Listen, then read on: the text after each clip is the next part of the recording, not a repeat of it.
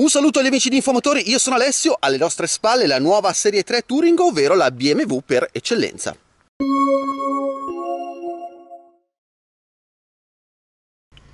Ho dunque la nuova BMW Serie 3 Touring, veramente la BMW per eccellenza. Io non so se voi siete a conoscenza della storia della BMW Serie 3 Touring, ma c'è un video molto curioso su YouTube che vi spiega un pochino come sono andate le cose.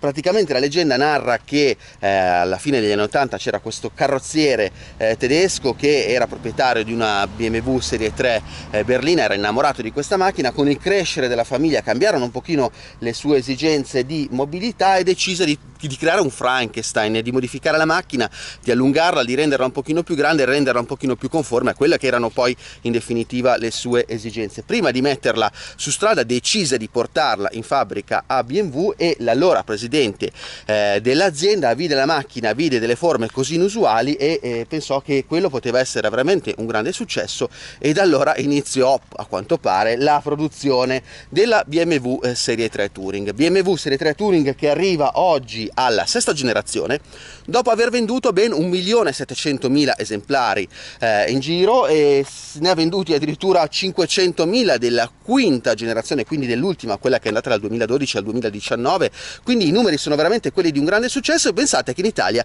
3 macchine su 4 vengono vendute con questa configurazione. Nuova BMW Serie 3 Touring che si caratterizza fondamentalmente per 3 elementi principali: un grande dinamismo estetico, tanta tecnologia all'interno e ovviamente il grande piacere di guida, ma adesso andiamo a vederla un pochino più nel dettaglio.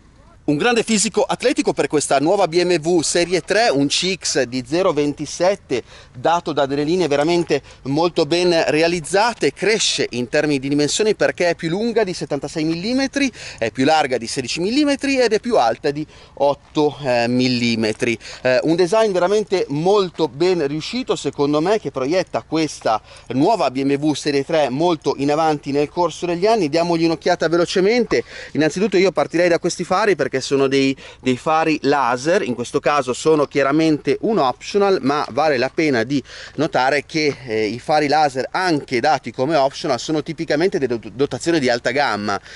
In una vettura come una Serie 3 trovare un optional come questo è comunque qualche cosa che caratterizza e proietta questa Serie 3 verso gli standard un pochino più elevati, quindi verso le vetture più di alta gamma. Fari che chiaramente in questo caso, grazie alla tecnologia a LED, illuminano fino a 500 metri. Mi soffermerei più che altro, più che sugli aspetti estetici, su un qualche cosa di legato alla tecnologia, perché vi dicevo che è molto tecnologica. Guardate qua quante telecamere abbiamo, qua sicuramente questo è un altro elemento connesso agli sistemi di ausilio alla guida. Anche qui davanti abbiamo questo rettangolo che fa parte dei sistemi ADAS, ovvero della guida assistita. In questo caso abbiamo dei sistemi ADAS di livello 2, poi funzionano o non funzionano, nel senso che funzionano benissimo, ma sappiamo che in Italia gli ADAS di livello 2 hanno una serie di limitazioni date dal codice della strada.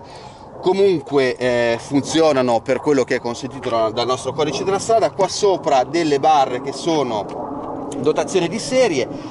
Vale la pena secondo me di notare queste cromature che vanno a finire in questo vetro rivolto leggermente verso l'alto, che crea secondo me una forma ancora un pochino più dinamica, e un posteriore che tutto sommato resta abbastanza classico in questa versione 320D X-Drive. Quindi abbiamo preso una versione diesel a trazione integrale perché secondo me rappresenta un ottimo bilanciamento, un prodotto che probabilmente potrebbe essere anche richiesto dal mercato italiano, perché questa BMW Serie 3 Touring è una vettura dedicata al mondo business, di le persone che si spostano, ma anche le persone che vogliono un'auto veramente tutto fare per andare in montagna, per lunghi viaggi, per poter trasportare oggetti. Vi anticipo che la capacità del bagagliaio è cresciuta, siamo oggi a 550 litri di capienza con i sedili alzati, poi diventa infinito con i sedili abbassati, ma lo vediamo verso la parte finale del video. Secondo me vale ancora la pena di notare, oltre i fari LED che più o meno insomma rappresentano forse quasi uno standard, un qualche cosa che si aspetta, questi scarichi da 90 mm che sono 2 e oggettivamente rendono un pochino più sportivo questo posteriore. Ma siccome questa nuova BMW Serie 3 Touring si caratterizza per il grande piacere di guida, direi che è il caso di metterci alla guida. Oh bene, eccoci dunque alla guida della nuova BMW Serie 3 Touring, i cui elementi caratteristici si concentrano sostanzialmente in due grossi insiemi, a parte appunto la parte estetica che abbiamo già visto. All'interno della vettura piacere di guida e tecnologia. Dunque, piacere di guida dato da che cosa? Innanzitutto un'ottima distribuzione dei pesi, 50-50, magari in queste strade non si riesce a percepire benissimo, ma nel momento in cui l'ho provata in precedenza in alcuni tratti di strada dove si poteva guidare in maniera più dinamica, effettivamente si apprezza un'ottima distribuzione dei pesi della vettura. Rigidità torsionale aumentata del 25%, noi stiamo guidando la versione 320D, quindi non una versione particolarmente performante nonostante sia dotata di trazione integrale, ma ricordiamo che BMW propone un pochino tutto a catalogo, quindi benzina, diesel, e arriverà anche l'ibrido nel 2020. Rigidità torsionale che quindi magari si apprezza un pochino di più nelle versioni più pepate. E per il piacere di guida c'è un nuovo sistema di ammortizzatori a doppio stadio. Che cosa significa? In pratica l'ammortizzazione della vettura può avvenire in due fasi. Una prima fase ammortizza la strada come questa, diciamo le buche, le asperità un pochino più ordinarie. Il secondo stadio è vicino al fine corsa, quindi previene che l'ammortizzatore si comprima troppo e vada a sbattere appunto contro il fondo corsa. E in termini di tecnologia chiaramente non possiamo fare a meno di notare quanta tecnologia ci sia all'interno di questa vettura. Due grossi display 12,33 pollici e 10,4 pollici. Ora non c'è più praticamente nulla di analogico qui nella parte del quadro strumenti, è tutto sostituito da questo grande display che peraltro ha un'ottima visibilità anche nel momento in cui o siamo contro luce o abbiamo la luce alle spalle. Dicevo, tanta la tecnologia all'interno di questa vettura, c'è un po' lo spauracchio che le vetture stiano diventando sempre più dei computer. Beh, questo è assolutamente innegabile perché sono tante le centraline software all'interno di questa vettura, ma c'è da dire che la qualità costruttiva delle vetture di oggi è molto elevata, quindi diciamo che i tassi di errore all'interno delle macchine sono oggettivamente molto più contenuti che nel passato.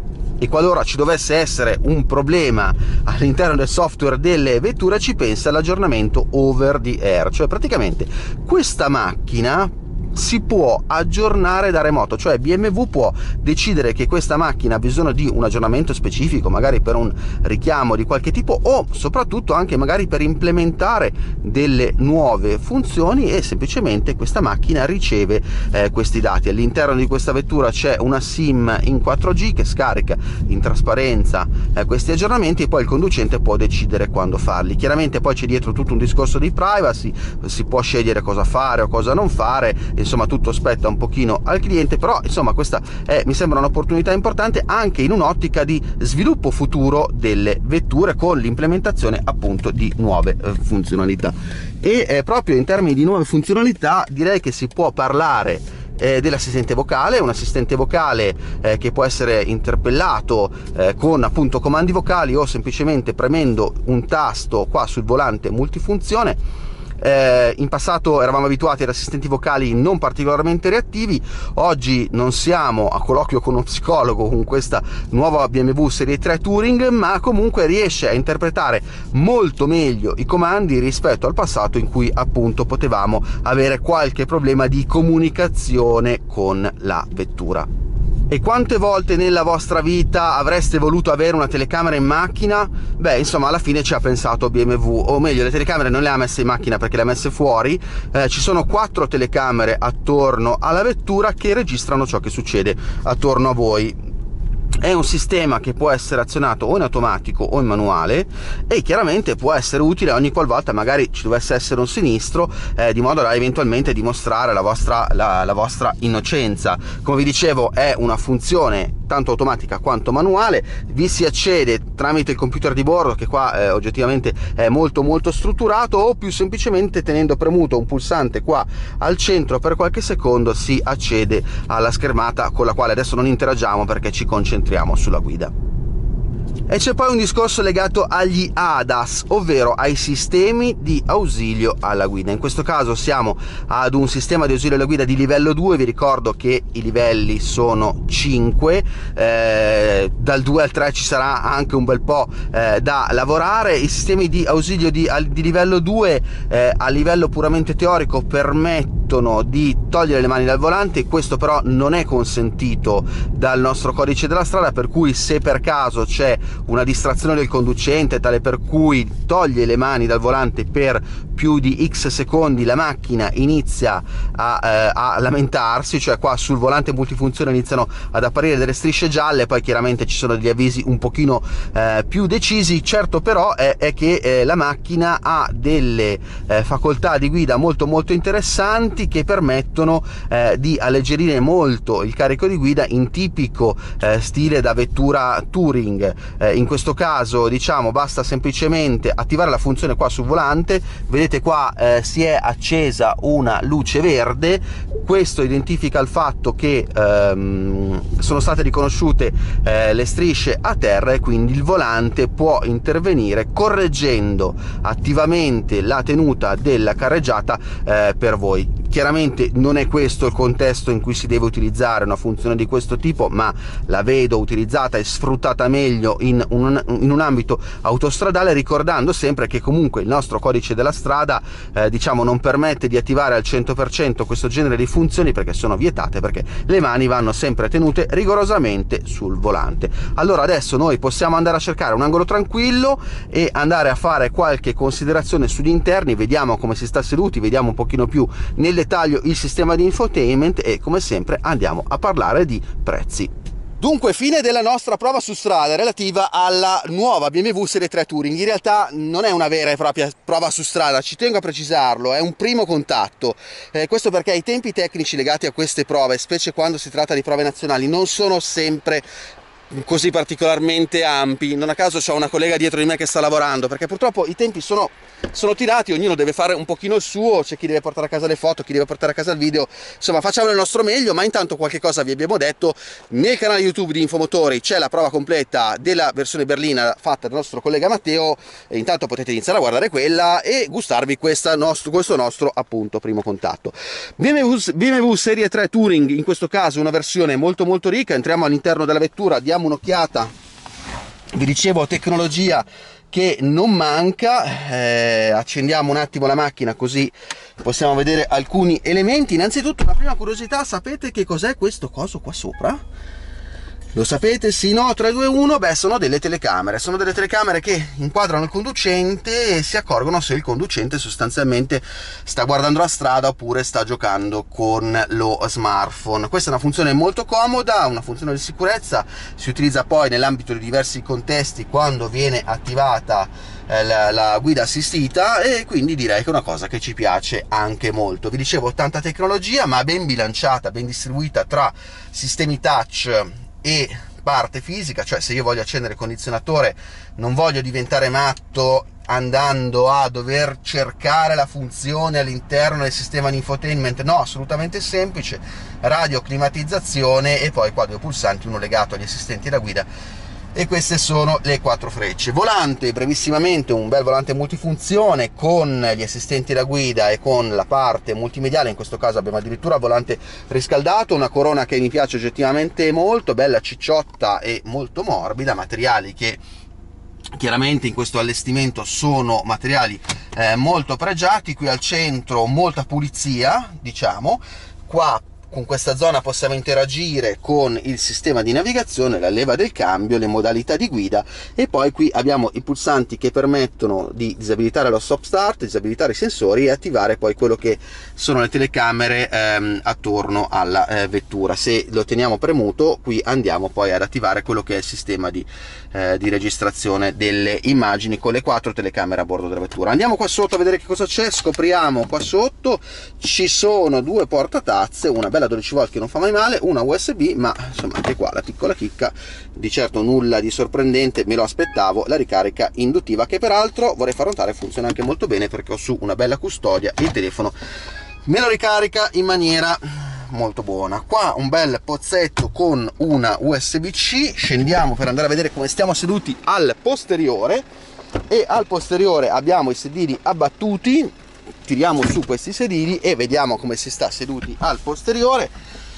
Si sta seduti molto comodi, spazio chiaramente ce n'è molto. In questo caso stiamo guidando la versione X-Drive, quindi abbiamo qui al centro un pizzico di ingombro, ma anche la quinta persona che sta qui al centro sicuramente può trovare il suo spazio. Seduto come stavo seduto davanti io, me lo chiedono sempre, sono alto 1,78 m, ci sto veramente alla grandissima. Peraltro guardate anche qua la piccola chicca, baule posteriore, baule in generale. E innanzitutto vi ho già anticipato che si possono ribaltare i sedili, lo avete già intravisto quando sono entrato all'interno della vettura. Si possono ribaltare in maniera elettrica, volendo acquistando diciamo l'optional, per creare una superficie di 1510 litri, che parte però da 500 quando i sedili sono alzati. Una capacità di carico chiaramente molto importante. Piccola chicca, ma non tanto piccola, sono questi due binari in acciaio molto belli, con al centro questa parte in gomma. Vi chiederete, ma a che cosa serve la parte in gomma? Serve a sostenere i bagagli. Cioè praticamente quando noi abbiamo iniziato il nostro viaggio abbiamo messo qui questa valigia, questi si sollevano di qualche millimetro e servono per tenere ferma la valigia. Quindi questo è bagagliaio pressoché infinito. Vi ho ascoltato, mi avete detto che lascio sempre gli oggetti nel bagagliaio, ho cercato di svuotarlo, quella è la borsa della collega, oggettivamente poco ci posso fare. Per quanto riguarda i prezzi, 43.450 una primissima versione, ma ne sta arrivando una seconda che costerà in 41.600 euro. Il catalogo delle offerte commerciali di nuova BMW Serie 3 Touring è molto ampio, quindi poi dipende dagli allestimenti, dagli optional, insomma chiaramente poi le macchine possono essere arricchite molto, però sicuramente è una macchina veramente molto interessante, che sono sicuro che avrà delle buone vendite. Per quanto mi riguarda ragazzi è tutto con questo primo contatto con la nuova BMW Serie 3 Touring. Qui sotto c'è uno spazio per i commenti. Se vi è piaciuto questo nostro ennesimo sforzo, un bel like e perché no anche un subscribe al canale YouTube di Infomotori. Alla prossima, ciao!